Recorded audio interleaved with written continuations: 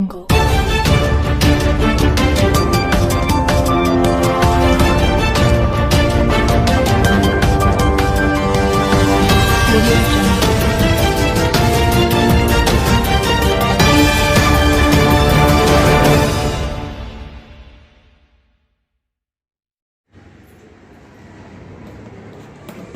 आपका गुजरात न्यूज़ में इस्तकबाल है।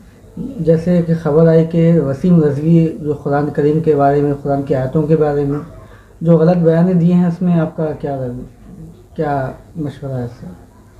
देखिए, अब गलत बयानी नहीं है, बल्कि बाज़ाब्ता उन्होंने सुप्रीम कोर्ट में केस डाला है।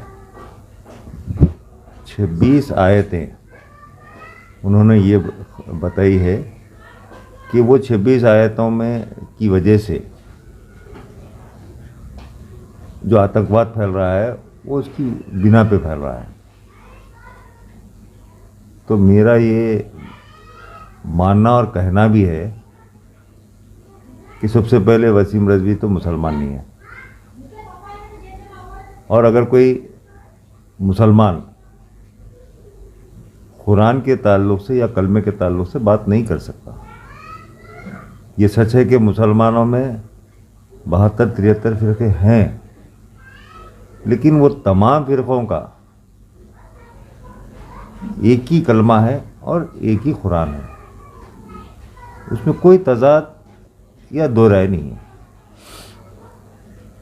अब ये वसीम रज़वी शायद कोई 74वां फ़िरक़ा बन के आने की कोशिश कर रहे हैं, तो मुसलमानों का तो फ़िरक़ा बन नहीं सकते उन्होंने,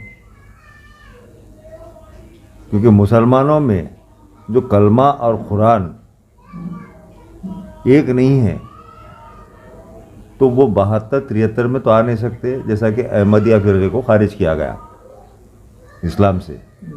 क्यों? कि कलाम यानी आपके कुरान और कलमा, जहाँ पर कोई भी फ़िरक़ा यानी इन फ़िरक़ों में से अगर तज़ाद पैदा करता है तो वो मुसलमान बाकी नहीं रह सकता। बहुत अफसोस होता है ये चीज़ें देखकर, क्योंकि आप तो मीडिया के हैं। मीडिया अपना पीआर बढ़ाने के लिए कई चीज़ें करता है, क्योंकि उसके चैनल का पीआर बढ़े, उसका न्यूज़ का पीआर बढ़े। ठीक है, वो मीडिया की हद तक अच्छी बात है, लेकिन एक मज़हब के मामले में सियासी फील्ड में भी पीआर लोग बढ़ाते हैं, वो भी ठीक है। एक सियासी लीडर पीआर बढ़ाता है, लेकिन मज़हब के मामले में पीआर नहीं होता है, जो वसीम रज़वी कर रहे हैं। कंटिन्यूअसली उनका यही है। सबसे पहले मैं ये कहूँगा कि लोगों को कुछ गलतफहमी है कि उनका ताल्लुक़ भारतीय जनता पार्टी से है। सरासर गलत, बिल्कुल गलत है, क्योंकि 15 साल से वक्फ बोर्ड के चेयरमैन बन के बैठे हैं। समाजवादी पार्टी की गवर्नमेंट में वो चेयरमैन रहे, बहुजन समाज पार्टी की गवर्नमेंट में वो चेयरमैन रहे, लेकिन भारतीय जनता पार्टी की जब सरकार आई, योगी जी की जब सरकार आई, immediately UP central Shia Waqf board, UP central Sunni वक्फ बोर्ड, ये दोनों बोर्डों को सुपरसीड किया गया। दोनों बोर्ड के चेयरमैन हाई कोर्ट गए, वहाँ से स्टे लेके आकर बैठे। अब उसके बाद वसीम रज़वी के तो आप ये तो हद हो गई है। इन हद से पहले यानी उन्होंने कभी राम मंदिर के मसले में, कभी किसी मसले में जिस तरीके से चलाए हैं, तो उनको शायद ये महसूस हुआ होगा कि ये चीज़ें करने से भारतीय जनता पार्टी खुश होगी, या भारतीय जनता पार्टी इन बातों से खुश होगी। भारतीय जनता पार्टी कभी भी इन बातों से खुश नहीं होती है। भारतीय जनता पार्टी में 1980 से फॉर्मेशन से मैं काम कर रहा हूँ। लेकिन भारतीय जनता पार्टी में हमसे सवाल किया जाता है कि आप नमाज़ पढ़े नहीं पढ़े, आप रोज़ा रखे नहीं रखे, आप टोपी क्यों नहीं पहनते। ये भारतीय जनता पार्टी के हिंदू लीडर सवाल करते हैं वहाँ से, क्योंकि भारतीय जनता पार्टी में Bharatiya Janata party secular party है। इन्हें वहाँ पर हिंदू मुस्लिम सिख ईसाई नहीं, हर एक वेलकम है, क्योंकि भारत की जनता की पार्टी है वो। वहाँ पर हिंदू पार्टी बोल के नहीं है। मैं भी काम कर रहा हूँ, मुसलमान हूँ, फार्मेशन से काम कर रहा हूँ, तो वहाँ पर हमारे को मज़हब पर पाबंद रहने की हिदायत दी जाती है कि आप अपने मज़हब पर कायम रहना।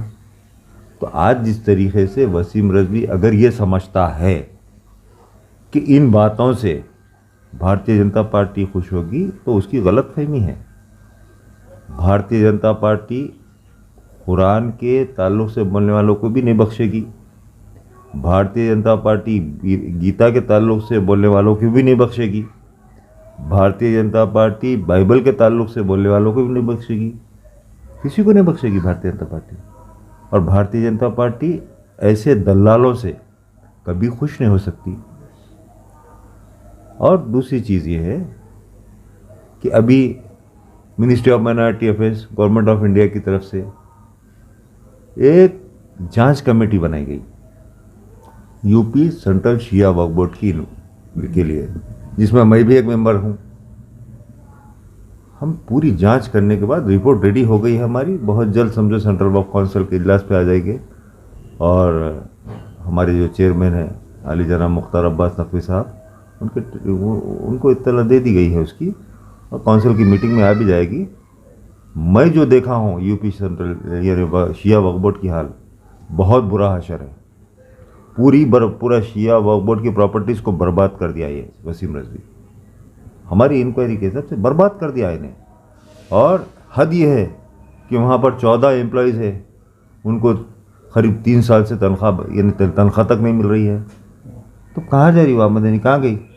और शिया यतीम खाना जो लखनऊ का है, उस पर तकरीबन प्रॉपर्टी पे कब्जा करके बैठा है, कुत्ते पाल रहा है, क्योंकि इन्हें भी एक कुत्ता है ना, तो कुत्ते पालेगा, तो वो इसका काम है। और सुनने में ये भी आया है कि एक बहुत कम उम्र लड़की को ये बंदी बना कर रखा है, कैद करके रखा है। तो ऐसे किरदार वाले लोग, ऐसे समझो निचली सतह के लोग, और वक्त की इमलाक की तबाही और बर्बादी का जिम्मेदार जो कि खुदा और रसूल की अमानत है, वैसे वैसे चीज़ की बर्बादी करने वाला एक मामूली कुत्ता इन्हें इतनी बड़ी बात करता है कुरान के ताल्लुक़ से, उनकी आयतों के ताल्लुक़ से।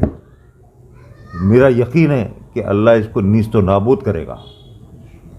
और मैं तमाम फ़िरक़ाजात यानी 72 फ़िरक़े हमारे पास जितने भी हैं मुसलमानों में फ़िरक़े, मैं हर फ़िरक़े के आलिम दीन उलमा से मैं ये ख्वाहिश करूँगा कि इसके ताल्लुक़ से सख्त कार्रवाई करें, क्योंकि इस्लाम की छवि यानी मुसलमानों की छवि ऐसे कमीने की तरफ से मुतासिर हो रही है। तो इसके ख़िलाफ़ तमाम उलमा, शिया, सुन्नी, मालिकी, शाफ़ई, हम्बली, बोहरा, जितने भी हैं तमाम फ़िरक़े एक साथ होकर इसके ख़िलाफ़ कार्रवाई करनी चाहिए।